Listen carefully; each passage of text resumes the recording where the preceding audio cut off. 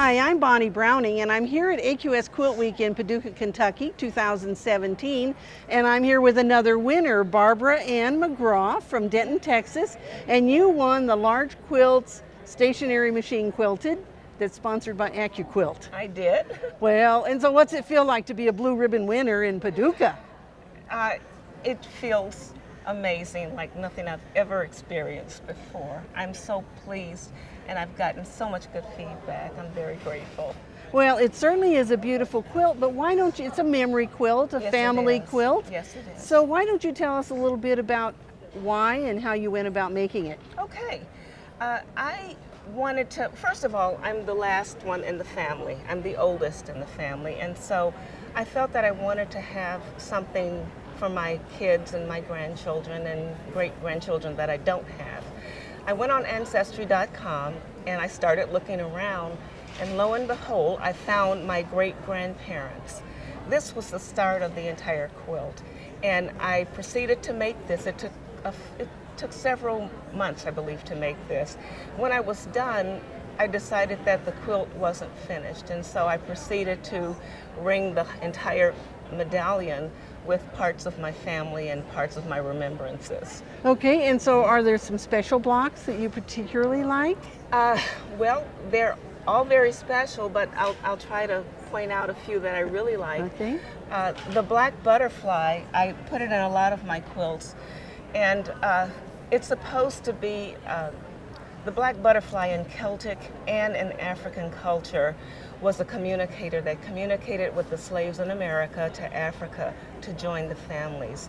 And I believe that my mother came back to me as a black butterfly in the garden one day.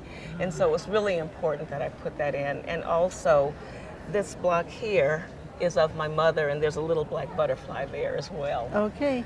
These are my brothers and sisters. There were 3 boys and 3 girls. It was really hard to find blue rose fabric, so I colored it all with and then made them up. But each of the leaves has my brothers and sisters' date of birth and death on it. This is my leaf right here. Oh, right. Well, you're not finished No, yet. I told my son to finish that off for me one day. And so tell us a little bit about the variety of techniques, because I see you have 3-dimensional and... I do. On this one, I used 3-dimensional little rosettes to sort of give the tree some depth.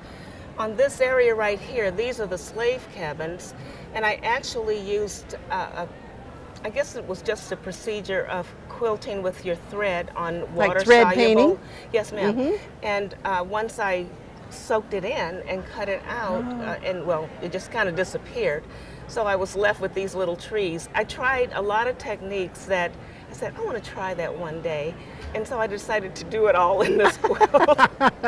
So I've got some trapunto down here. These flowers and things are trapuntoed.